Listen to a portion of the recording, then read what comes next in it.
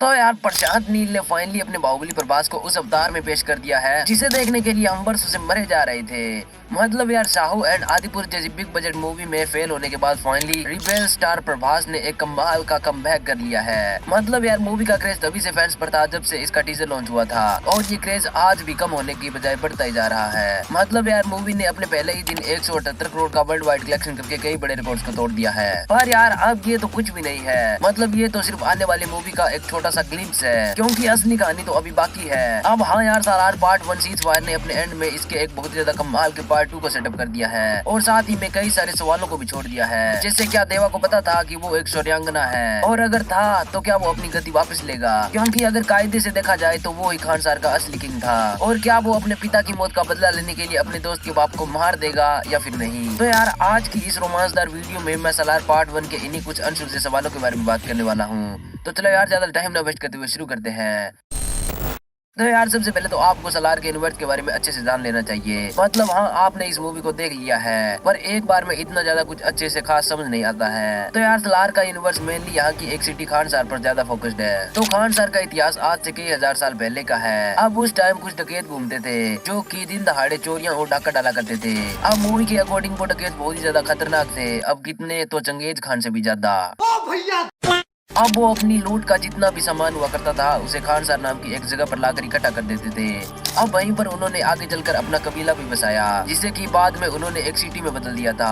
अब इस सिटी को मेनली 3 ट्राइब्स कंट्रोल करते थे, मन्नार, सूर्यांगनास एंड गलियार। अब सालों तक ये तीनों ट्राइब्स बिना लड़े बार बार से इस सिटी पर रूल करते रहे। अब 1985 तक खान सर पर मन्नार ट्राइब के शिव मन्नार का राज था, पर 1985 में उनकी डेथ हो जाती है, जिसके बाद कायदे से सूर्यांगना ट्राइब के धारा को खान सर का नया रूलर बनना था। पर ये बात शिव मन्नार के बेटे राज मन्नार को हजम नहीं हुई और उसने रातों रात सारे सूर्यांगनास का दी एंड करवा दिया और खुद खान सर का नया रूलर बन गया। और फिर कहानी बढ़ती है 2011 के आसपास, जब राज मन्नार बूढ़ा हो चुका था और अपने बेटे वरदराज मन्नार को अपनी गद्दी देना चाहता था। पर यहाँ पर उसने जो अपने मंत्री वगैरह बना रखे थे उनमें भी राजा बनने की इच्छा जाग गई थी। इसलिए जब राज मन्नार खान सर से कहीं बाहर जाता है तब वो उसके बेटे वरदराज मन्नार पर जानलेवा हमला कर देते हैं। पर राज मन्नार ने अपने पीछे से अपनी बेटी को अपना राजपाट संभालने का जिम्मा सौंप दिया था, इसलिए वो सीज फायर लगा देती है, जिसके तहत कोई भी खून खराबा नहीं कर सकता था। अब जितने भी मंत्री वगैरह थे वो अपनी पावर का यूज करके सीज फायर हटाने का प्रस्ताव रखते हैं, जिसके लिए खान सर के कानून के अकॉर्डिंग 9 दिनों बाद एक वोटिंग होनी थी,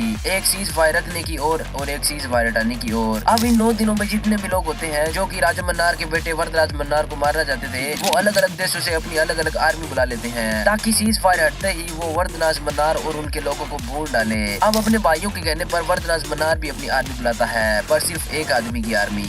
मतलब यार हाँ वो सिर्फ एक आदमी यानी अपने दोस्त देवा को लाता है। अब आगे की कहानी तो आपको पता ही होगी कि देवा ने क्या क्या कारनामे किए। पर अब चलो यार फाइनली हम उन सवालों की बात कर लेते हैं जिसके लिए आपने इस वीडियो पर क्लिक किया है। मतलब यार हाँ सलार का पार्ट 1 तो बस एक छोटी सी झलक थी आने वाले बड़े तूफान की। अब कैसे तो यार अगर आपने मूवी को ध्यान से देखा होगा तो आपको एक बात तो पता चली गई होगी कि मेजोरिटी ऑफ मूवी पास्ट में टेक प्लेस करती है। मतलब जो सलार पार्ट 1 के इवेंट्स है वो ऑलरेडी हो चुके हैं। अब जब श्रुति हसन प्रवास के कैरेक्टर से मिलती है और जब ये चीचा इसे ये कहानी सुना रहे थे, इन सीन्स को निकाल देते हो तो बाकी के इवेंट्स तो ऑलरेडी हो चुके थे। अब प्रेजेंट टाइम से 6 साल पहले वरदराज मन्नार अपने दोस्त देवा को अपनी मदद के लिए बुलाता है और वो बखूबी आता भी है और उसे उसका राज्य दिलाकर वहाँ से चला भी जाता है। अब हाँ पार्ट 1 में अभी तक हमें ये नहीं दिखाया गया है कि क्या वरदराज मन्नार राजा बन पाता है या नहीं, पर यार यकीन मानो वो बन जाएगा, क्योंकि यार प्रेजेंट के कुछ सीन्स में वरदराज मन्नार के भी कई सीन्स आते हैं। तो मोस्ट प्रोबेबली देवा और वरदराज मन्नार मिलकर अपने दुश्मनों को हरा देंगे और वरदराज मन्नार खान सर का नया रूलर बन जाएगा। पर यार अब फाइनली वो सवाल जिसका जवाब जानने के लिए आप अभी तक रुके हो, मतलब क्या देवा को पता था कि वो एक सूर्यांगना है या फिर नहीं? और अगर था तो क्या वो अपने पिता की मौत का बदला लेने के लिए अपने दोस्त के बाप को मार देगा या नहीं? तो यार अब ये बात की अपना देवा असल में एक सूर्यांगना था इस मूवी का सबसे बड़ा प्लॉट पॉइंट था।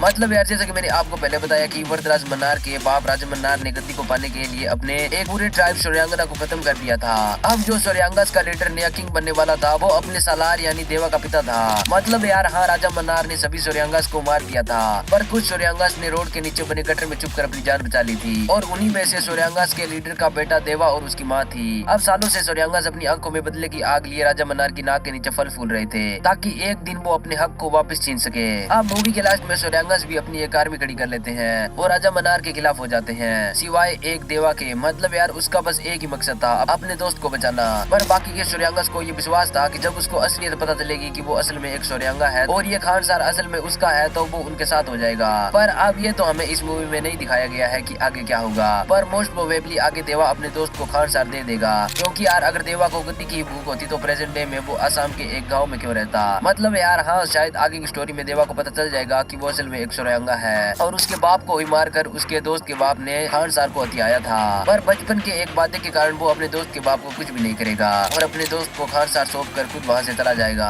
बाकी यार अगर बात करें कि क्या देवा को पता था कि वो एक सूर्यांगा है, तो यार शायद हाँ, क्योंकि यार जब लास्ट वाली बैटल में देवा वो अपने हाथों में हथियार लेकर कुछ फौज वो से मारता है, तो यार वो सेम पोज सूर्यांगस भी अपने युद्ध से पहले किया करते थे। तो शायद हाँ, उसे पहले से पता था कि वो एक सूर्यांगा है। अब मे भी उसकी माँ ने उसे अपनी आइडेंटिटी छुपाने के लिए कहा होगा, क्योंकि उसे पता था कि अगर उसने किसी को बता दिया कि वो असल में एक सूर्यांगा है तो राजा मनार उसे मार देगा। अब यार इसके पार्ट 2 के शुरू के कुछ टाइम में इसकी पार्ट 1 की बची हुई स्टोरी को दिखाया जाएगा कि कैसे देवा अपने दोस्त को गद्दी दिलवाता है और आगे हमें दोस्त वर्सेस दोस्त दिखाया जाएगा। मतलब पास्ट की बची हुई स्टोरी में देवा अपने दोस्त को एक सिंबल बनाकर देता है, जिस सिंबल को कोई भी रोक नहीं सकता है और अगर किसी ने रोकने की कोशिश की तो उसकी मौत पक्की है। पर देवा अपने ही बनाए रूल को खुद ही तोड़ देता है इन ड्रग्स को रोककर। तो देखना इंटरेस्टिंग होगा कि आगे क्या होगा। बाकी यार अगर आपने इस मूवी को देख लिया है तो मुझे यार कमेंट्स में जरूर बताना कि आपको ये कैसी लगी। एंड हाँ यार, अगर कोई यहाँ तक इस वीडियो को देख रहा है तो प्लीज यार इसे एक लाइक जरूर कर देना। तो चलो मिलते हैं इस नेक्स्ट वीडियो में।